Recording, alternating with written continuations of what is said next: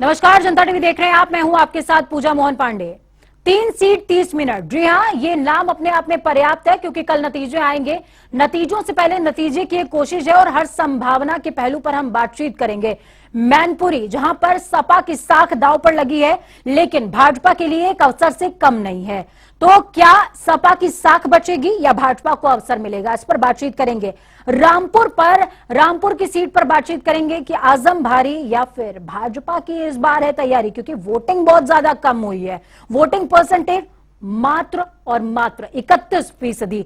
खतौली पर बातचीत करेंगे। खतौली, जहां से आरएलडी को उम्मीद है कि भाई अब तो व्रत टूट जाएगा और खतौली में आरएलडी को मौका मिल जाएगा, लेकिन क्या बीजेपी पर जनता भरोसा दोबारा से जताएगी या फिर आरएलडी पर मुहर लगाएगी? इन तमाम पहलुओं पर बातचीत के लिए हमारे साथ में कुछ खास मेहमान हैं। प्रमोद गोस्वामी जी हैं, वरिष्ठ पत्रकार हैं। प्रमोद जी, बहुत स्वागत है आपका।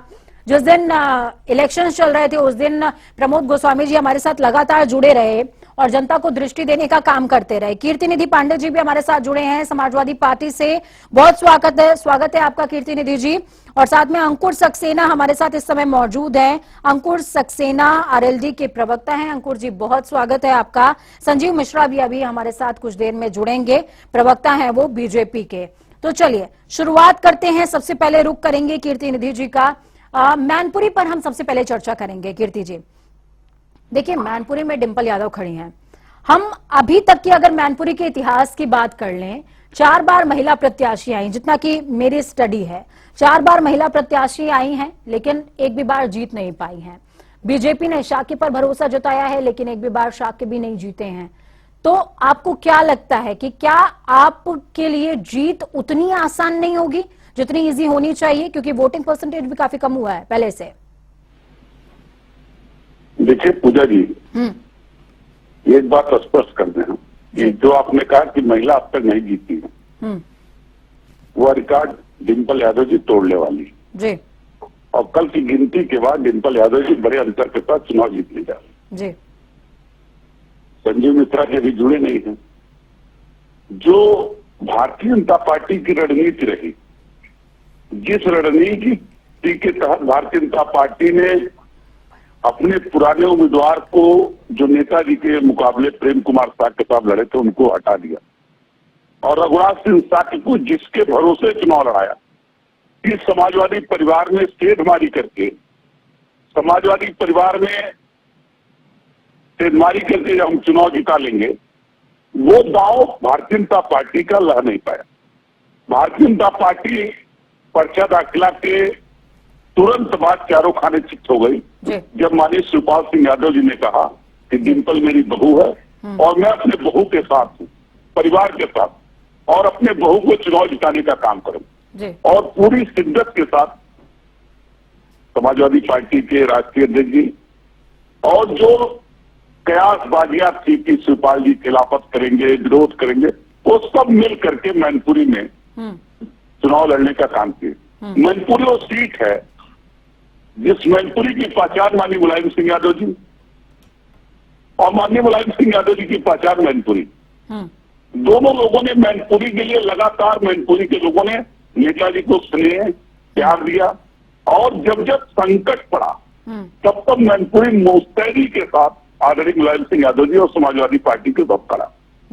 और हमें पूरा भरोसा है कि तमाम दुश्वारियों के बाद, तमाम दिक्कतों के बाद भी, जो प्रशासन के द्वारा, जिलाधिकारी के द्वारा, एसएसपी के द्वारा इटावा और मैनपुरी के पैदा की गई, हमारे कार्यकर्ताओं को लगातार थाने में बैठाया गया, उनको प्रताड़ित किया गया, उनको धमकियां दी गई, उसके बाद भी मुझे पूरा भरोसा है कि मैनपुरी के लोग माननीय मुलायम सिंह यादव जी को जीते ही अगर सम्मान दिए तो आज नेताजी नहीं है हमारे बीच में। उनके निधन के उपरांत से पहला चुनाव है।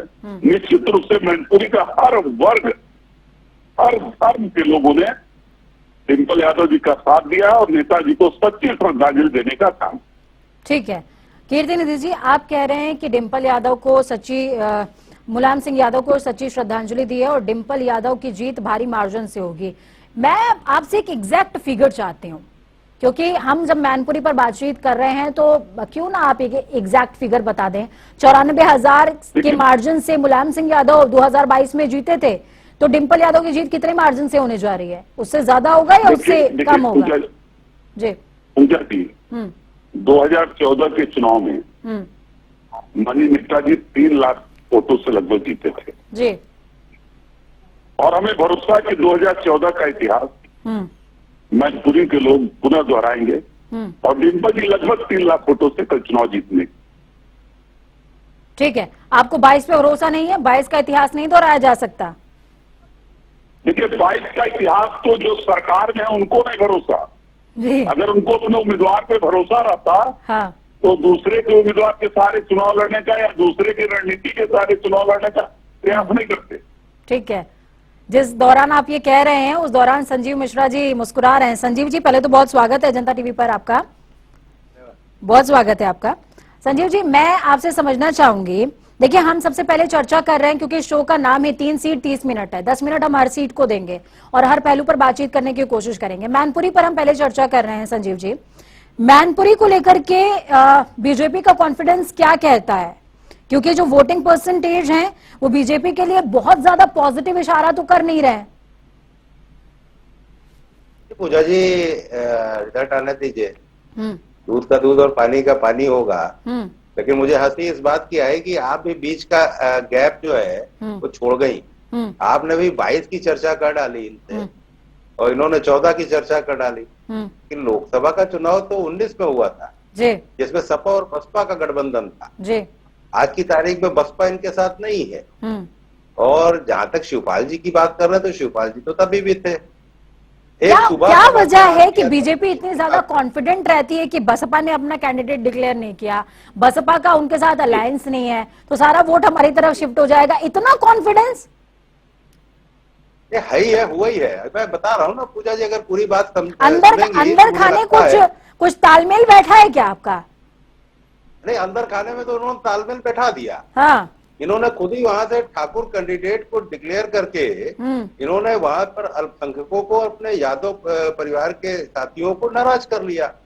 अब ये ढिंडोरा पीट रहा है कि साहब वो प्रशासन ने साथ नहीं दिया, हमारे लोगों को बैठाए रखा गया। मिश्रा जी ये वो गली ढूंढ रहे हैं। नियम कानून समझिए।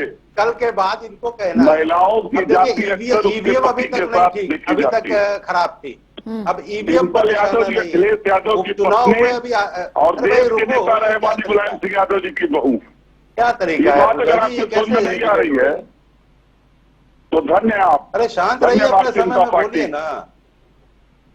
देखिए नहीं, ये बात आपको नहीं समझ में आ रही है तो अब क्या बताएं? नहीं, आपको नहीं समझ में आएगी, कल जब रिजल्ट आएगा तब समझ में आएगी। आप थोड़ा तो इसलिए धैर्य से नहीं काम समझ लेंगे तो ज्यादा चलिए ठीक है। संजीव जी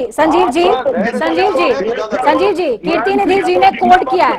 संजीव जी कीर्ति निधि जी ने कोड किया है कि समाजवादी पार्टी एक अच्छे मार्जिन से जीतने जा रही है और 2014, हालांकि ये 22 भी और 19 भी स्किप कर गए, 2014 पर आ गए। 2014 का इतिहास दोहराने जा रही है समाजवादी पार्टी, ये उनका कहना है। बीजेपी क्या कोड कर रही है? आप बीजेपी की साइड से क्या कोड कर रहे हैं कि आपकी कितने मार्जिन से जीत होने जा रही है?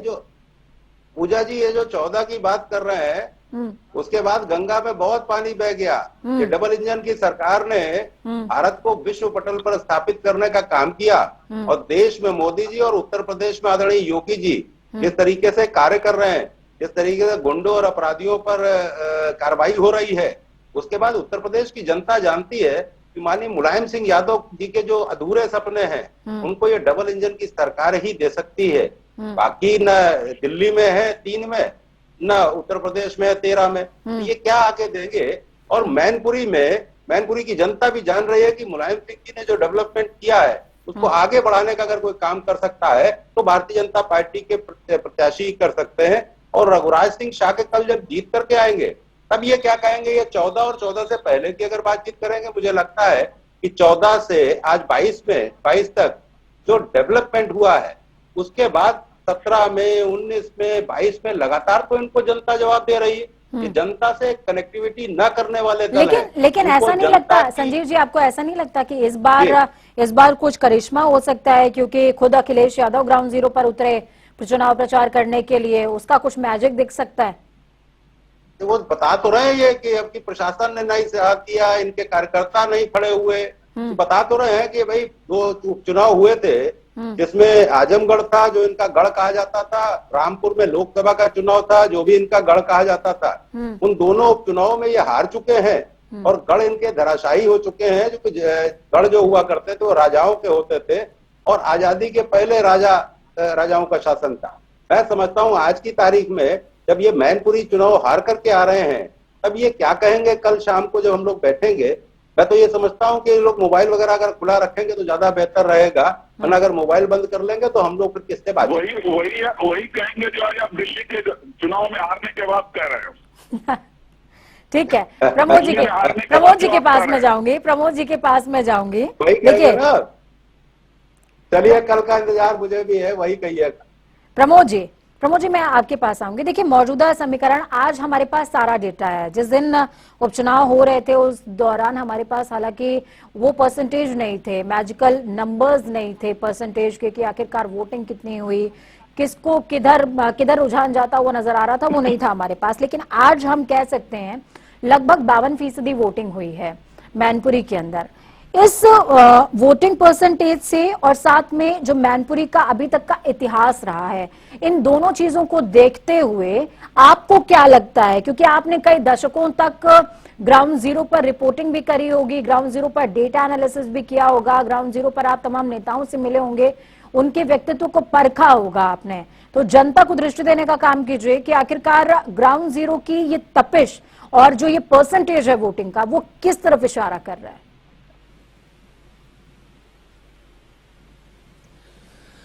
पूजा जी, निश्चित रूप से एक लगभग 4 दशक तक मैंने रिपोर्टिंग भी की है, एडिटर भी रहा, सारी चीजें बहुत नजदीक से राजनीति को देखा भी, नेताओं को भी, जनता को भी, मतदाताओं को भी, ये बात सच है। पूजा जी देखिए, 2 चीजें हैं। एक तो जो आपने पहला सवाल किया कि 52% जो वोटिंग हुई है, मुझे लगता है कि जिस ढंग से मैनपुरी का प्रतिष्ठापूर्ण चुनाव हो रहा है या हुआ है, उसमें भारतीय जनता पार्टी ने भी अपनी पूरी दमखम लगाई और समाजवादी पार्टी ने भी कहीं कोई चूक बाकी नहीं रखी। तो ऐसे में मुझे लगता है कि 52% का जो मतदान हुआ है वो अपेक्षा के अनुरूप नहीं है, कम हुआ है। वो शायद मैं सोच रहा था कि 60 से ऊपर जाएगा, बिल्कुल, लेकिन वो मतदाताओं की उदासीनता रही, या उपचुनाव है, उपचुनाव को उतनी गंभीरता से मतदाता नहीं लेते हैं। तो ये जो भी कारण हो, खैर अपनी जगह पर है। लेकिन जहां तक मैनपुरी संसदीय क्षेत्र का या मैनपुरी विधानसभा क्षेत्रों का सवाल है, तो वो समाजवादी पार्टी का प्रभुत्व वाला क्षेत्र है। निश्चित रूप से वो अवैध रहा है अभी तक। और दूसरी बात यह है कि मुलायम सिंह यादव की वो कर्मभूमि भी रही है, और वहीं से मात्र 18-20 किलोमीटर सैफई वो उनकी जन्मभूमि है, बिल्कुल एडजॉइनिंग है। सैफई और मैनपुरी दोनों जुड़े हुए हैं, तो कर्मभूमि और जन्मभूमि दोनों रही है उनकी, मुलायम सिंह जी की। मुलायम सिंह के लोगों से सभी वर्ग के, न केवल यादव बल्कि अन्य जातियों के लोगों से भी उनका निजी तादाद में रहा है, निजी लगाव रहा है, और उस क्षेत्र का विकास भी उन्होंने किया। इसी कारण वो अवैध रहा है वहाँ समाजवादी। प्रमोद जी, अगर मैं फाइनल कोड की बात करूं तो आपकी दृष्टि में मैनपुरी का फाइनल कोड क्या है, फाइनल कॉल आपकी क्या है कि बीजेपी या फिर सपा? अंदेशा क्या जता रहे हैं आप? नहीं, इसमें कहीं कोई शक शुबा नहीं है कि डिम्पल चुनाव जीतेंगी और ठीक मार्जिन से जीतेंगी। सिर्फ सवाल ये देखने का होगा कि मुलायम सिंह जी लगभग 95,000 वोटों से जीते थे, तो वो मार्जिन 95,000 से ऊपर जाएगा या कम होगा, ये देखने की बात होगी। जहां तक चुनाव के परिणाम, जो मेरा अपना छोटा सा अनुभव है, उसमें मुझे नहीं लगता है। उसके कई कारण भी हैं। एक तो वो यादव बाहुल्य, लगभग 4 लाख के करीब यादव हैं, शाक भी उनका जिला अध्यक्ष उन्होंने बनाया, पार्ट ऑफ स्ट्रेटजी। और जो चुनाव लड़ रहे हैं भारतीय जनता पार्टी के शाक साहब, रघुराज सिंह शाक, वो भी मुलायम सिंह और शिवपाल जी के शिष्यों में रहे हैं।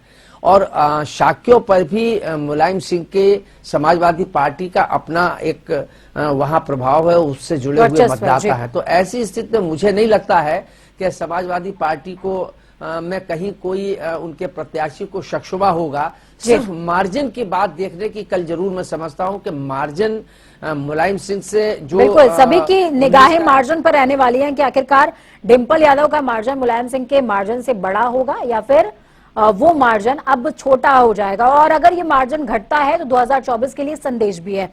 चलिए शिफ्ट होते हैं रामपुर पर। रामपुर की बात करेंगे, रामपुर का जिक्र करेंगे, आजम खान का मैट्रिक या फिर बीजेपी को मौका, जैसे कि हम लगातार चर्चा कर रहे हैं।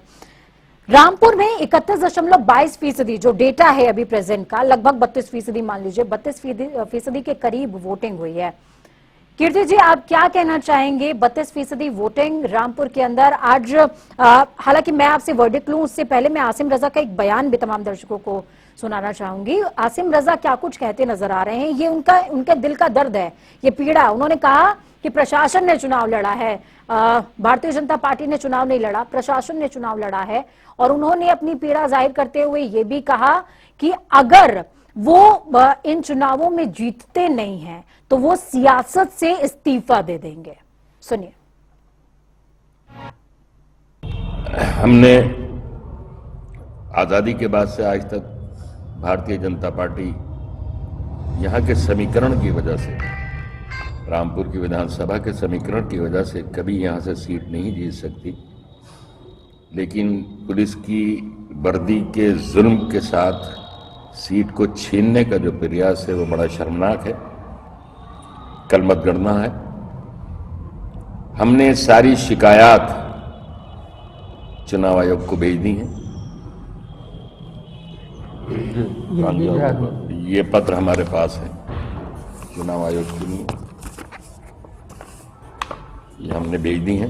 और हमने चुनाव आयोग से मुतालबा किया है, उनसे ये डिमांड की है, ये मांग की है कि रामपुर में चुनाव नहीं हुआ है और जब वोट ही डालने नहीं दिया गया एक बड़ी आबादी को, रामपुर के 62% मुस्लिम आबादी को वोट ही डालने नहीं दिया गया, तो चुनाव के क्या माने।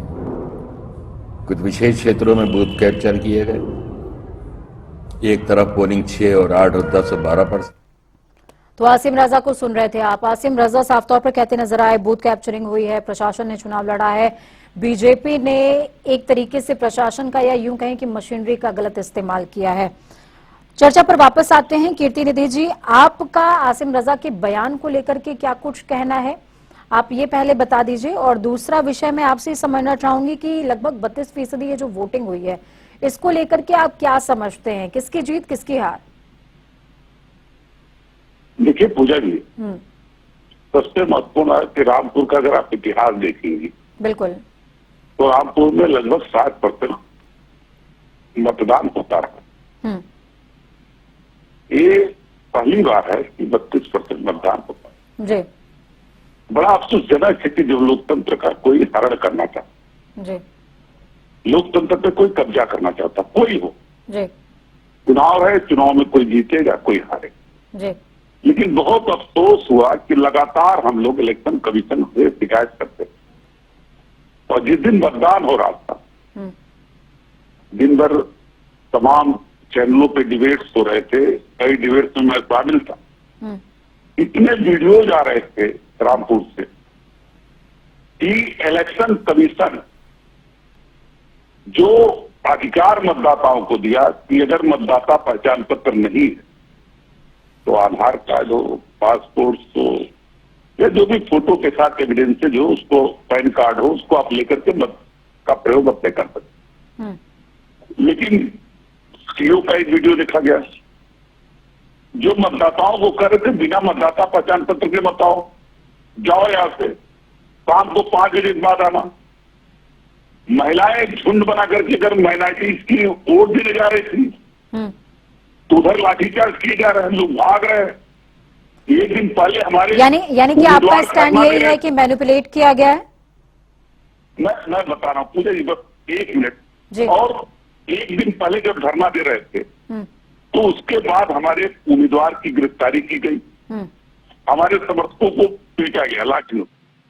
ये लोकतंत्र ऐसे नहीं चलता। और हम लोग तो इस बात की भी डिमांड की इलेक्शन कमीशन से, समाजवादी पार्टी ने डिमांड किया, हमारे नेता प्रोफेसर रामगोपाल यादव जी ने कहा है कि वहां इलेक्शन निष्पक्ष नहीं हुआ, पूरे इलेक्शन को रद्द कर दिया गया। बिल्कुल, लगातार हम भी और बयान पुनः- सुन रहे हैं, लगातार हम भी बयान सुन रहे हैं। संजीव जी से पुनः चुनाव समझती कराया हूँ, गया। संजीव जी के पास में ये जाऊंगी, आज- कीर्ति जी संजीव जी के पास जाऊंगी। देखिए खतौली पर भी अभी चर्चा करनी है, संजीव जी के पास जाऊंगी। संजीव जी, कीर्ति निधि जी के बयान को लेकर के आप क्या कह रहे हैं, क्योंकि आसिम रजा भी लगातार यही बात कहते नजर आए। इलेक्शन के दिन अब्दुल्ला आजम ने भी यही बयान दिया, आजम खान भी यही बयान दे रहे हैं। लगातार इस तरह के बयान सामने आ रहे हैं कि मैनिपुलेट किया गया, रामपुर में इलेक्शंस को मैनिपुलेट किया गया है। आपका क्या कहना है, क्या मैनिपुलेशन की वजह से बीजेपी अब जीत पाना चाहती है? पूजा जी देखिए, पूरा भ्रमित किया जा रहा है किस तरीके से वहां गुंडागर्दी नहीं होने दी गई, उस वजह से ये लोग परेशान है, हैरान है कि अब चुनाव हम नहीं जीते, और ये स्वीकार रहे हैं। इसीलिए ये कह रहे हैं कि साहब फिर से चुनाव करा। हमने तो वो दौर भी देखा है जब आजम साहब कहा करते थे कि ये कलेक्टर तनखैया है और इससे जूते पे पालिश कराएंगे।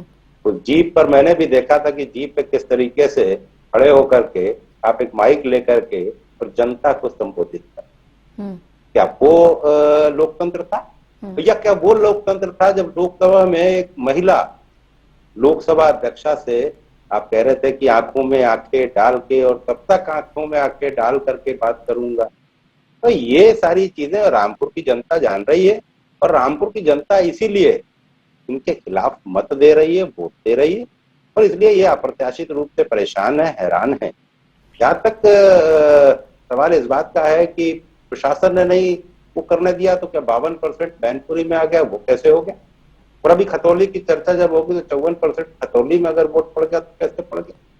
तो ये मैं समझता हूँ कि नाच ना आवे और आंगन टेढ़ा वाली कहानी इन पर सेट हो रही है। ये चुनाव हार रहे हैं, इसलिए इस तरीके की बात। ठीक है, माने कि आपका मानना है कि बीजेपी के खाते में ये सीट जा रही है। चलिए प्रमोद जी के पास में चलूंगी। प्रमोद जी, चूंकि समय बहुत कम है, खतौली पर भी अभी चर्चा करनी है हमें, मैं आपसे समझना चाहूंगी प्रमोद जी, ये जो वोटिंग परसेंटेज है, लगातार हम बात कर रहे थे, देखिए जब हम वोटिंग वाले दिन भी बात कर रहे थे, 16% के करीब वोटिंग हुई थी। उस दौरान भी आपने कहा था कि चिंताजनक है, और रामपुर की जनता इतनी तो उदासीन नहीं है साहब कि वो घरों से निकलेगी ही नहीं, वोट करेगी ही नहीं।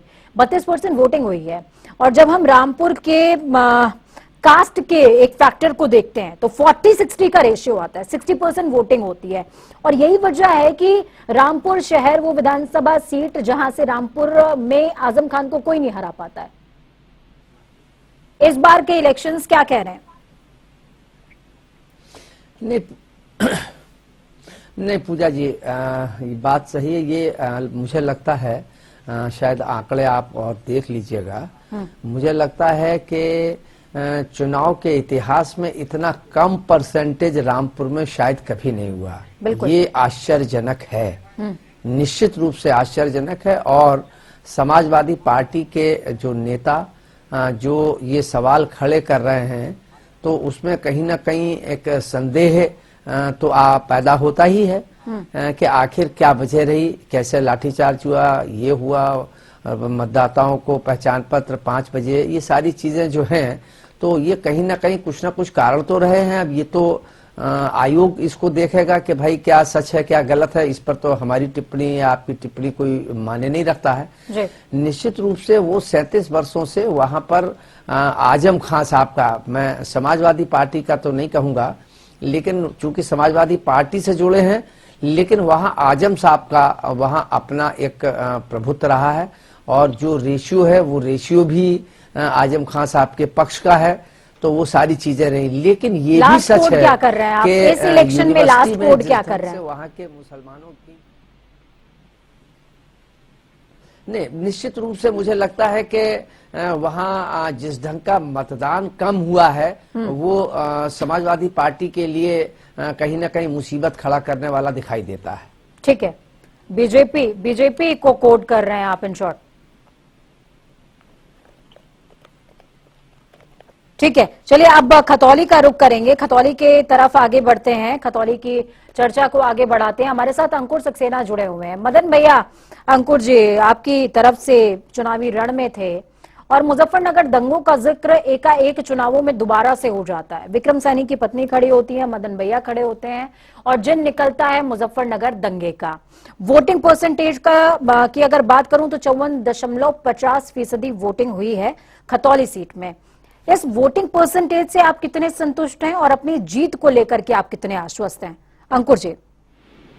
देखिए पूजा जी, सबसे बड़ी बात तो ये है कि जो वोटिंग परसेंटेज है वो वोटिंग परसेंटेज 54% हो, चाहे 64% हो, चाहे 14% हो, निश्चित रूप से वहां पर जितने भी लोग हैं, हमारे केंद्रीय नेतृत्व ने, माननीय चौधरी जयंत सिंह जी ने वहां पर जिस हिसाब से समा बांधा, सारे धर्म, सारे संप्रदाय और सारे वर्ग के लोगों को अपने साथ में लेके चले।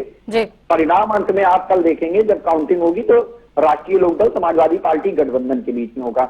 मैं अभी आपके मैनपुरी को लेकर जब आपका कैलकुलेशन और चल रहा था और मैनपुरी को लेकर चर्चा चल रही थी, तो भारतीय जनता पार्टी के प्रवक्ता महोदय ने माननीय डिंपल यादव जी को लेकर जो ठाकुर और यादव वाली बात कही है, तो बड़ा खेद लगता है, बड़ा दुखद लगता है कि भारतीय जनता पार्टी किस लेवल की राजनीति कर रही है और किस लेवल की बात कर रही है। चुनाव हो चुका है और अभी भी आप एक महिला के ऊपर ये आक्षेप लगा रहे हैं कि वो ठाकुर वर्ग से आ रही है और यादव लोग उसको वोट नहीं देंगे। आपको इस चीज के लिए तो नेशनल चैनल है, इससे माफी मांगनी चाहिए, इस चीज से माफी मांगनी चाहिए देश के आम जनमानस से। एक महिला की गरिमा के खिलाफ आप वक्तव्य दे रहे हैं भाई, आपको ये समझ में नहीं आता। अंकुर जी, चूंकि हम वाइंड अप के समय के पास आ रहे हैं, खतौली में आपने कोड किया है कि आरएलडी जीत रही है। संजीव जी, मैं आपसे समझना चाहूंगी, आप क्या कोड कर रहे हैं? बीजेपी दोबारा अपने आप को दोहरा रही है या फिर आरएलडी की जीत से आप संतोष कर लेंगे? तो उत्तर प्रदेश में योगी जी की सरकार ने एक बड़ा सेटअप लिया है, खासतौर से गुंडों और अपराधियों के खिलाफ। तो इन्होंने तो अच्छा किया कि किसी अपराधी को वहां से चुनाव लड़ाने के बाद कीर्ति जी, समय नहीं है मेरे पास, सो सॉरी, समय ये तय हो गया कि भारतीय जनता पार्टी का कैंडिडेट खतौली से जीत के आएगा। तो इनको जो चिंता थी डिंपल यादव जी की, मैं बता दूं कि न्यायिक प्रक्रिया के तहत शादी हो जाने के बाद भी जो जिस कास्ट की है वो वही रहता है। कभी अगर न्यायिक प्रक्रिया के तहत अगर आप बात करेंगे, प्रमोद जी, प्रमोद जी, आप खतौली सीट में किसे कोड कर रहे हैं, आरएलडी या फिर बीजेपी? बहुत बहुत मिनिमाइज करके बताइएगा जी। आप किसे कोड कर रहे हैं प्रमोद जी खतौली सीट पर? नहीं पूजा जी, निश्चित रूप से वहाँ मुकाबला तो बराबर का है, कांटे का है, लेकिन मुझे लगता है कि विक्रम सैनी की पत्नी वहां से चुनाव लड़ रही हैं और जो वहां के जातिगत और जो वैसे समीकरण है, राजनीतिक समीकरण है, वो मुझे लगता है कि मदन भैया वहाँ कई टर्म विधायक भी रह चुके हैं और उन्होंने और आरएलडी का जाट, गुर्जर और समाजवादी पार्टी का जो है वो लिख के, मुझे लगता है कि वहां भी समाजवादी पार्टी आरएलडी का प्रत्याशी जो गठबंधन प्रत्याशी है वो शायद वो इस स्थिति में है। चलिए, बहुत शुक्रिया आप सभी लोगों का हमारे साथ जुड़ने के लिए, इस चर्चा को बेहद खास और अहम बनाने के लिए। तो 3 सीटों का हर वो पहलू हमने इस चर्चा में लेने की कोशिश करी और ये समझने की कोशिश करी कि आखिरकार किस सीट पर कौन जीत रहा है, कौन विजयी हो रहा है। मैनपुरी से जो हमारे विशेषज्ञ जुड़े हुए थे उन्होंने सपा को कोड किया है, रामपुर से बीजेपी को कोड किया गया है बिकॉज ऑफ वोटिंग परसेंटेज। तो वहीं खतौली की अगर बात करें तो आरएलडी को कोड करते नजर आए हैं प्रमोद गोस्वामी। वक्त छोटे से ब्रेक का, ब्रेक के उस पार खबरों का सफर लगातार जारी। आखिरी में लेकिन जनता ही जनार्दन, इस बात को भूलिएगा नहीं। वक्त छोटे से ब्रेक का, ब्रेक के उस पार खबरों का सफर लगातार जारी है। बने रहिए जनता टीवी के साथ। नमस्कार।